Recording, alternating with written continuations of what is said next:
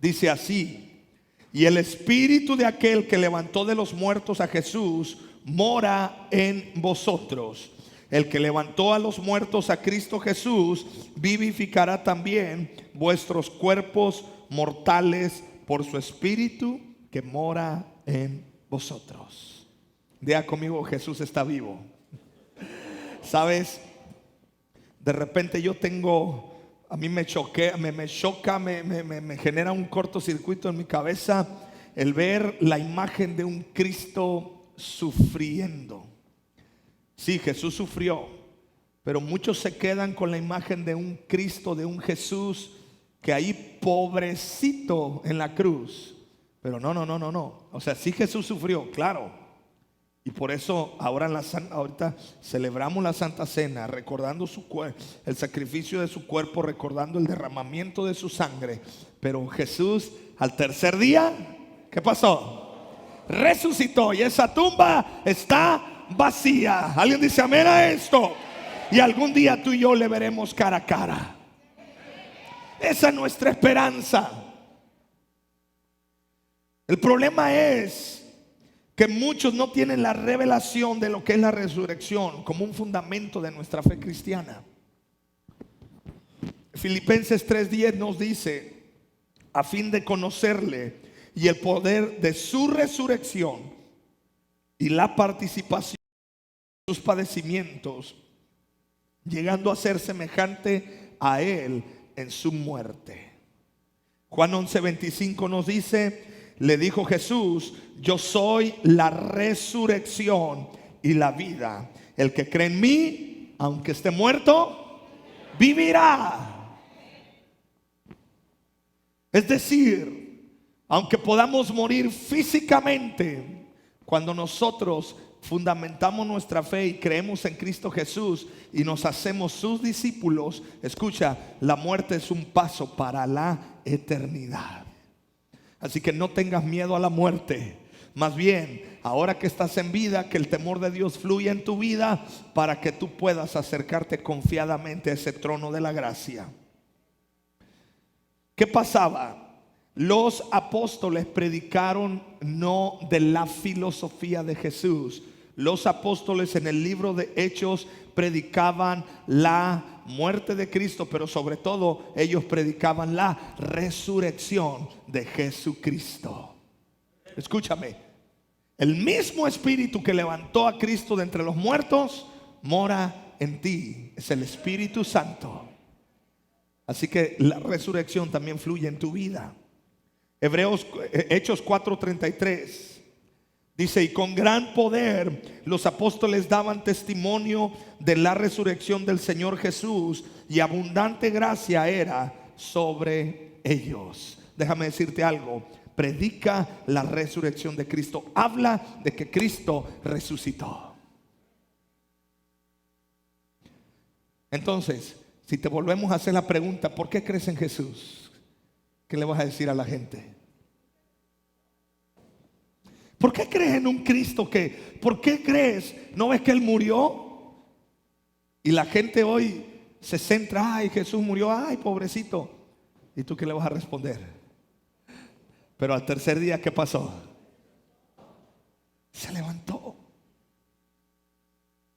Los apóstoles, ellos iban y predicaban, y sabes, había personas, había sacerdotes que ellos seguían esperando al Mesías. Entonces llegaba Pablo, llegaba Pedro, de repente estaban predicando Pedro, Juan, Pablo en sus viajes misioneros. Él iba a las sinagogas y decía Pablo: hey, Jesús ya vino, el Mesías ya vino y resucitó al tercer día. Ahora Él está sentado a la diestra del Padre.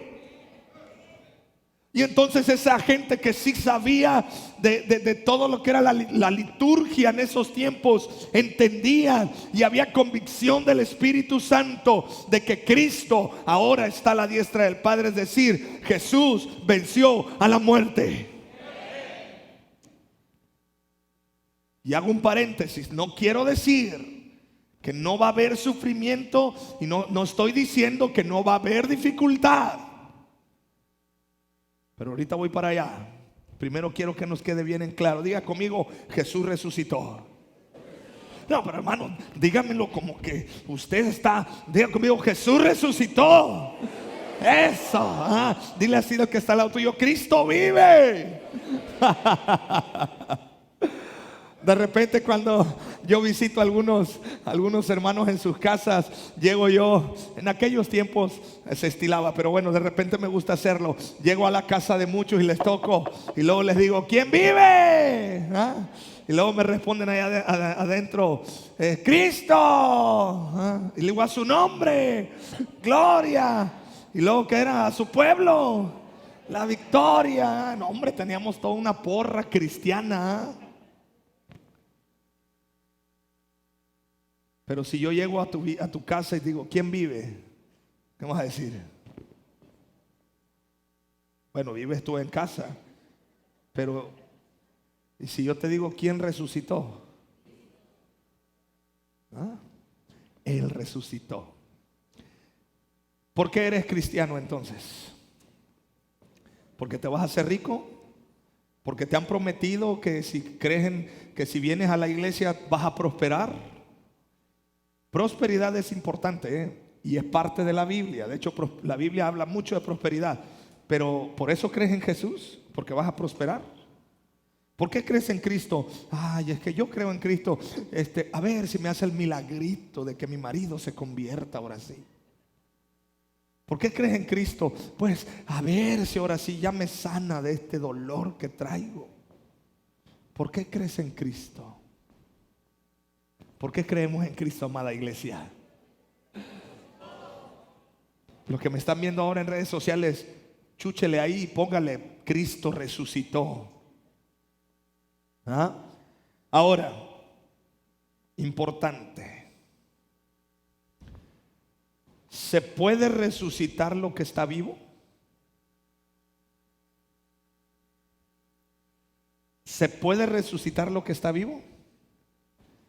¿Qué es lo que por qué Jesús resucitó? ¿Qué hizo antes de resucitar? Murió. Amada iglesia, te voy a decir dos vertientes en la cual la vida cristiana funciona. Jesús dijo, el que quiera ser mi discípulo, hablando de Jesús, dice, ¿qué dijo? Niéguese a sí mismo, tome su cruz y no entendemos a veces ese concepto porque, ay, mira, tome su cruz, porque aquí tú nunca has visto a alguien morir crucificado, o si lo has visto.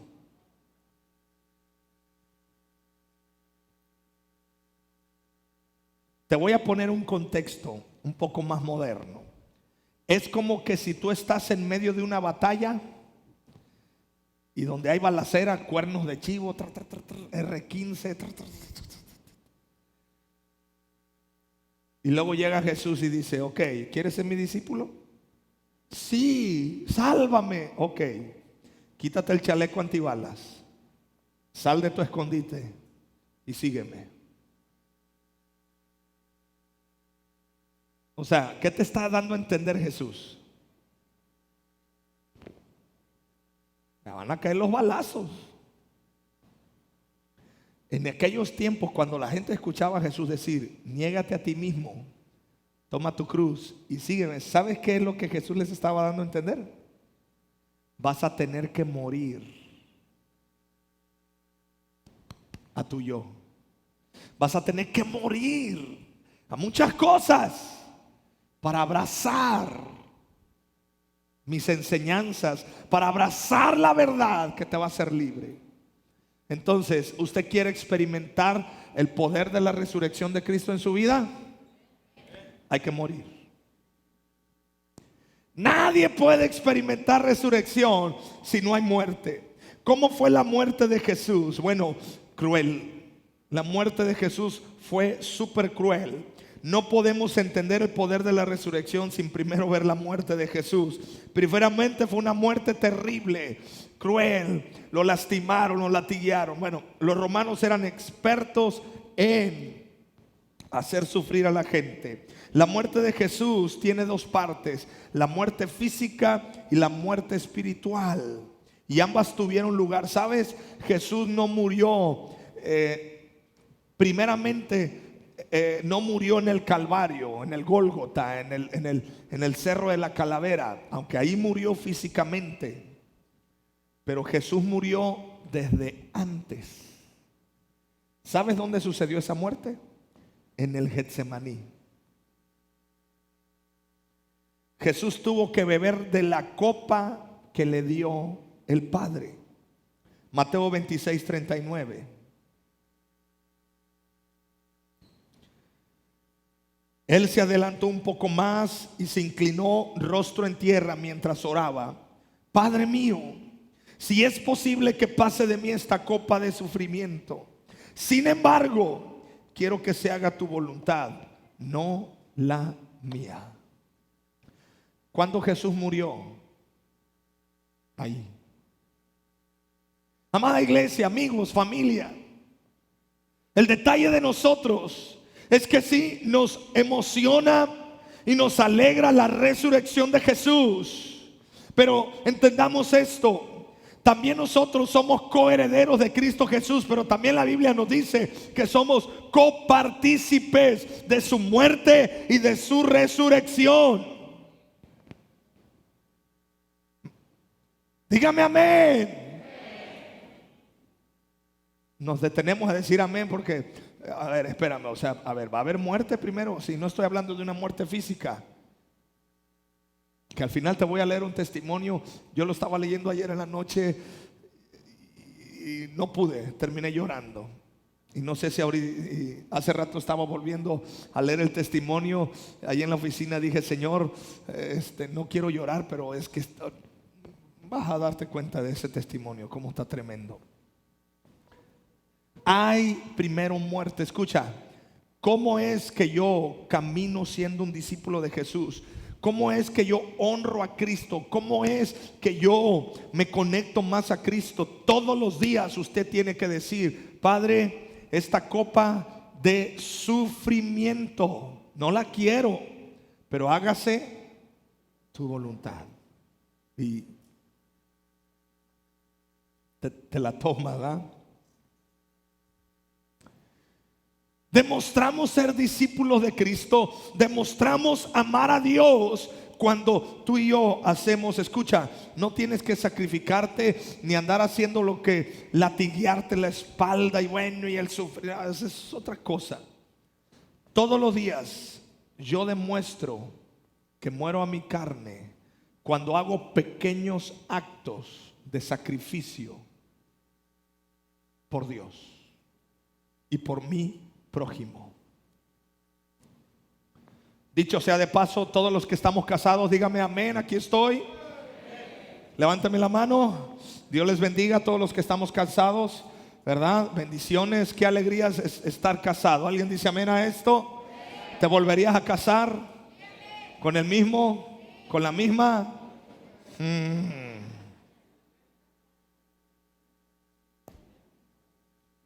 Yo a veces le hago broma a mi esposa, le digo: ¿en serio? Si volviéramos al tiempo atrás, ¿te volverías a casar conmigo? Y ve cómo la traigo. Dice: claro que sí. Le digo: eso es todo. Pero yo creo que lo hace para echarme porras, para levantarme el ánimo, para que mi autoestima se levante. Escucha, para los que estamos casados, varones, ¿dónde están todos los hombres? Los casados y los solteros, levánteme la mano, dígame amén, aquí estoy. Eso.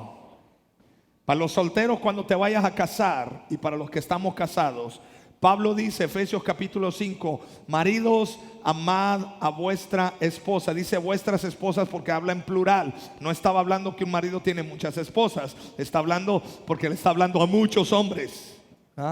Muchos hombres de ahí se agarran. En la Biblia dice vuestras esposas. Vale que dices: me voy a crucificar, voy a morir, ¿verdad? De eso se les olvida. Dice: marido, amad a vuestra esposa como Cristo amó ¿a quién? ¿Y cómo Cristo nos amó a nosotros, su iglesia? Se entregó a sí mismo por ella. ¿Cómo demuestro yo que muero a mi vida? Escúchame, hombres. Todos los días tú haces pequeños actos de morir a tu yo para que tu relación de pareja crezca. Eso es morir todos los días.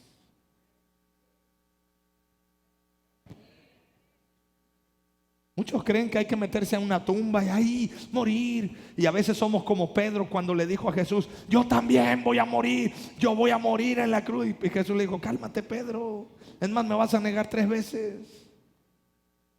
Todo comienza, escúchame, comienza con pequeños actos diarios de morir a tu yo. ¿A qué tienes que morir?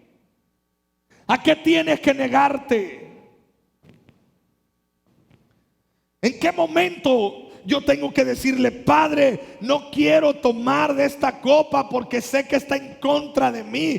Sé que me voy a, es mis argumentos, mis derechos, todo aquí está, Padre, de amar lo que, y no me gusta, pero me lo voy a pasar esta copa. Hágase tu voluntad.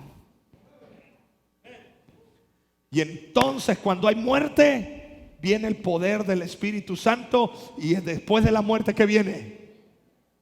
¿Alguien quiere vivir esa resurrección en su vida? Primero hay que morir. Oh, poquitos amenes. Le digo, ¿verdad? Le hablo de resurrección. ¡Amén! Muerte.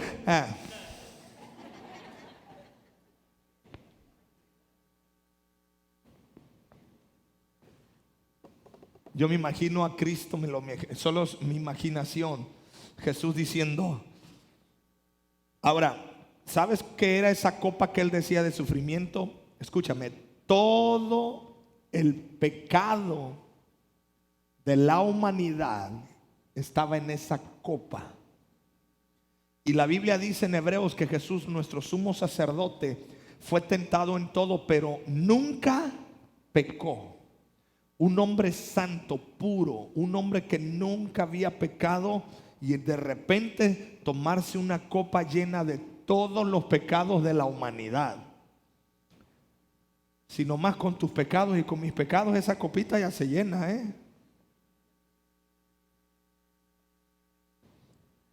Pero Jesús dice: hágase tu voluntad.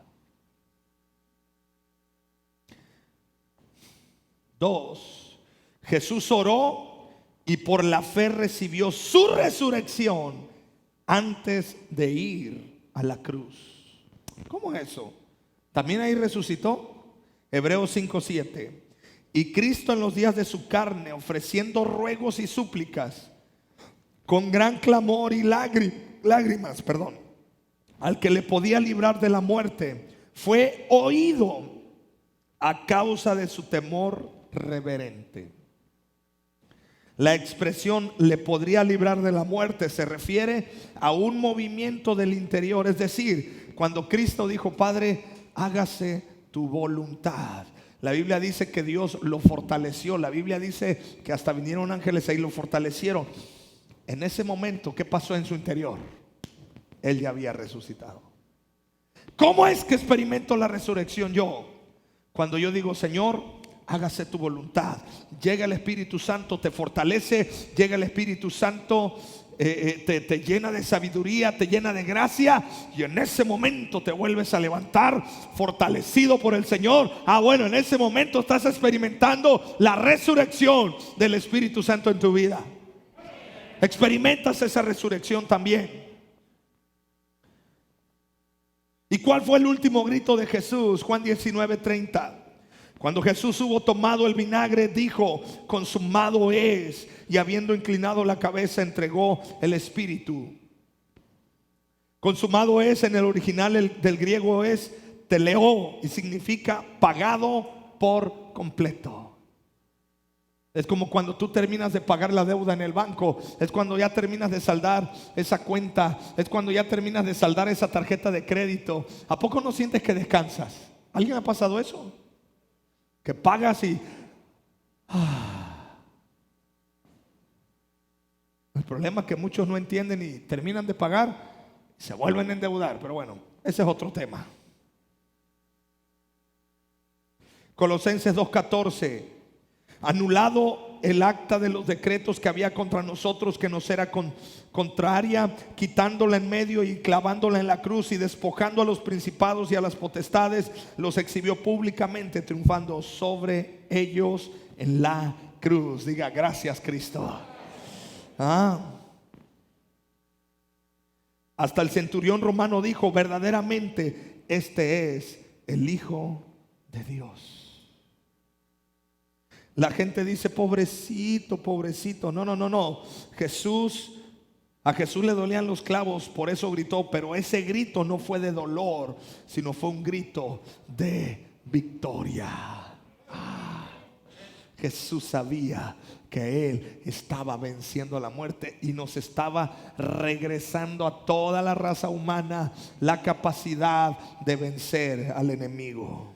Bueno, Él lo venció, la capacidad de enfrentar al enemigo. Estoy terminando, si pasan los chicos de la alabanza.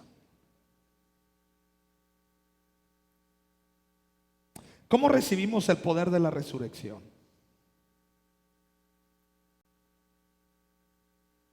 Diga conmigo: por herencia. Otra vez, ¿cómo recibimos el poder de la resurrección? ¿Por qué por herencia? Porque somos coherederos con Cristo y somos hijos de Dios y también somos herederos de Dios. En Cristo el poder de la resurrección debe ser una realidad. Esta ley funciona así: estábamos en Cristo en el pecado, pero también estábamos en Cristo en la cruz y ahora estamos resucitados. Romanos 6, verso del 1 al 5.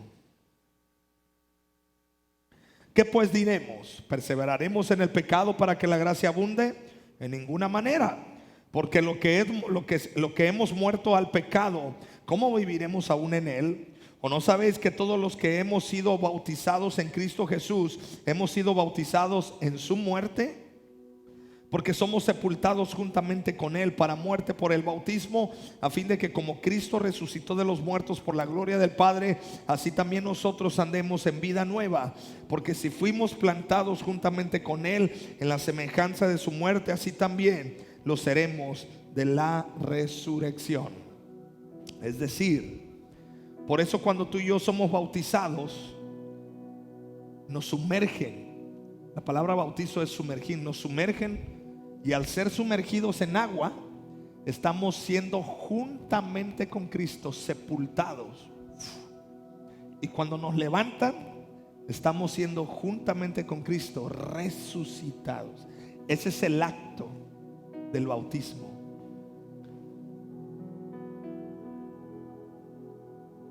¿Cómo aplicamos los beneficios de su resurrección a nuestra vida? Yo camino por fe y yo recibo las fuerzas del Espíritu Santo. Es decir, ¿cómo me beneficia la resurrección?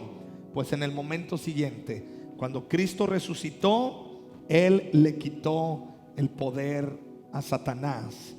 Y Jesús ahora tiene ese poder, y tú y yo, si creemos en Cristo y lo recibimos en el corazón, podemos tener vida eterna. Y quiero ya terminar con esto. ¿Cómo vivir y caminar en el poder de la resurrección?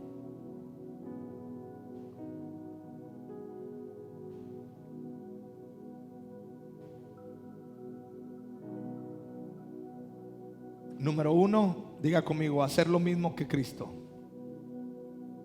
Otra vez diga conmigo: hacer lo mismo que hizo Jesús. ¿Y qué hizo Jesús? ¿Se lo recuerdo? Se entregó,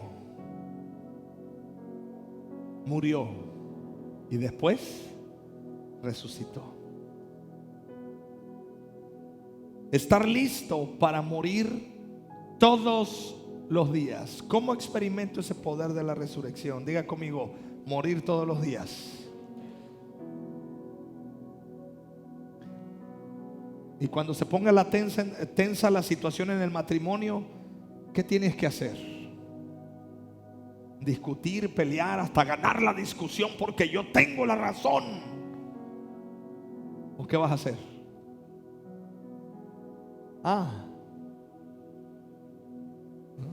No oigo, como que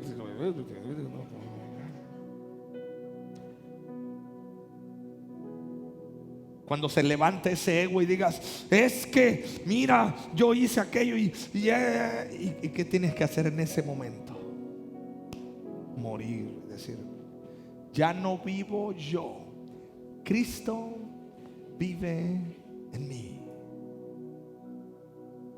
Oh, amada iglesia, si aplicáramos este principio todos los días, número uno, nos libraríamos de muchos errores.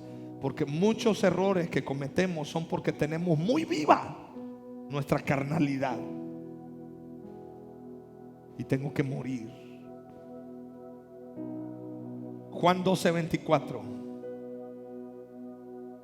De cierto os digo, que si el grano de trigo no cae en la tierra y muere, queda solo. Pero si muere, lleva mucho fruto. El que ama su vida la perderá. Y el que aborrece su vida en este mundo para vida eterna, la guardará.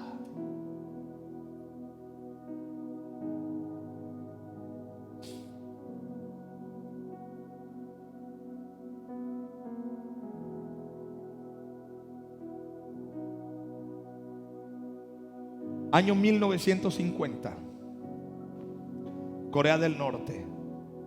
¿Usted sabe que Corea del Norte es un país comunista? ¿Lo sabía? Hasta la fecha. Tengo entendido que no tienen internet y un chorro de cosas ahí que está tremendo. Hermano, si ahora Corea del Norte está pesado y más o menos andan como que queriendo ser diplomáticos con algunas naciones, en los años 1950, terrible. Ahora, escúchame, en Corea del Norte, ser cristiano, creer en Jesús es un delito. ¿Y sabes cómo se castiga ese delito? Con la muerte. Año 1950. Por muchos años, el pastor Kim y 27 miembros de su iglesia hicieron iglesia en túneles bajo la tierra, hechos a mano, porque no podían usar herramientas porque los iban a detectar. Tardaron alrededor de 5 años en cavar todos esos túneles. Ellos vivían, pero cavaban túneles ahí donde vivían, y por esos túneles se conectaban y se reunían. Desde esos lugares ellos adoraban y alababan a Dios, pero no en voz alta, sino bajito. Tenían una sola Biblia que estaba bajo el resguardo del pastor. Pero un día los comunistas descubrieron esos túneles donde ellos se reunían. ¿Y sabes por qué lo descubrieron? Porque estaban haciendo una carretera y boom, encontraron ese túnel. Luego encontraron otro túnel. Entonces los guardias los sacaron. Ellos estaban reunidos. Los sacaron, 20 personas, y los llevaron frente a una multitud de 3,000 personas para realizar una ejecución pública.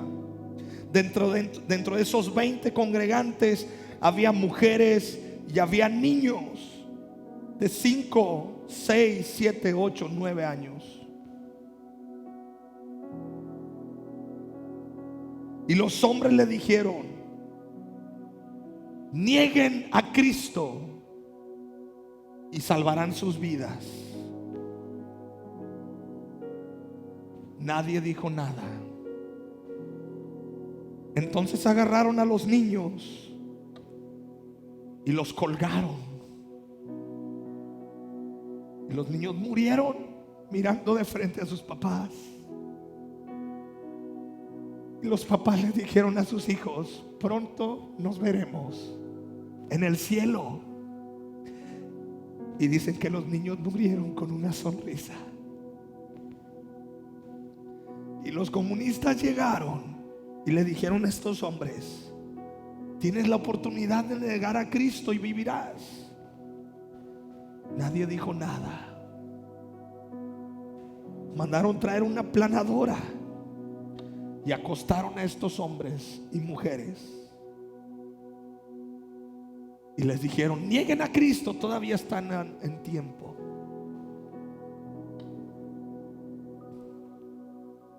Nadie dijo nada.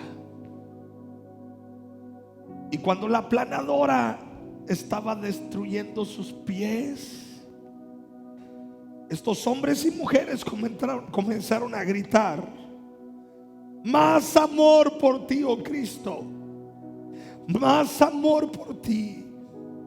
A nadie más deseo, solo a ti, Cristo. Que el dolor cumpla su cometido. Más amor por ti. Y mi último aliento, tu alabanza cantaré. Y ahora puedo gritar sin que nadie me diga nada: te amo, Cristo. Y la planadora pasó, destruyó sus cuerpos.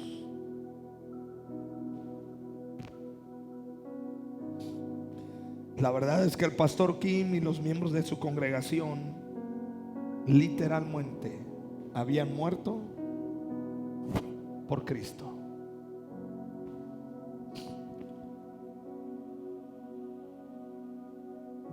¿Cuáles son los mayores sueños que tú anhelas?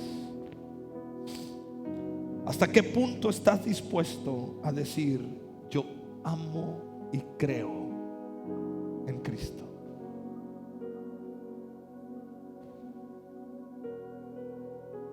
¿Te das cuenta?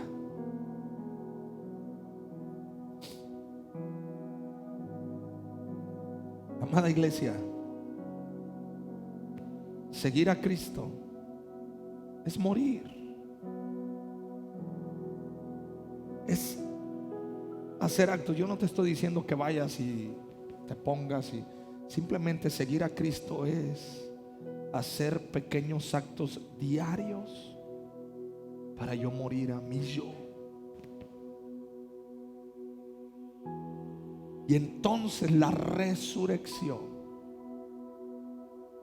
fluirá en tu vida y en mi vida. Cristo, gracias. Jesús, gracias.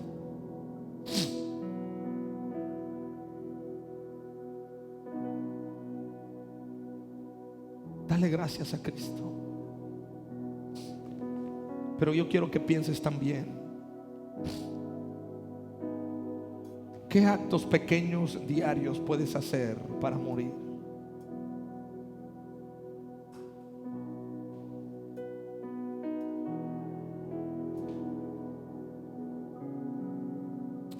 Señor, yo me rindo a ti, Padre. Aquí estamos, Señor Jesús. No queremos demeritar tu sacrificio, Padre, pero tampoco queremos tomarlo a la ligera. Porque, Señor, te amamos. Y perdónanos, Dios, porque a veces estamos tan vivos, pero tan vivos a nuestra carne. Estamos tan susceptibles a nuestro yo, que lo que hoy queremos, Dios, es rendirnos totalmente a ti, Padre. Si tú dices: estoy dispuesto a hacer esos pequeños actos diarios para morir a mi yo, póngase de pie entonces. No es que te vas a hacer un sacrificio grande, no, son pequeños actos. Son pequeños actos de decir: Señor, quiero experimentar tu resurrección, pero primero tengo que morir. con tus ojos cerrados, toma un tiempo ahí y dile: Señor, yo me rindo a ti, Padre. Yo me entrego, Padre, y te doy muchas gracias porque por tu sacrificio yo tengo salvación y vida eterna. Te doy muchas gracias porque por tu sacrificio, Señor, yo puedo decir: soy libre. Padre, soy tan libre que estoy dispuesto a entregarme por ti, Señor.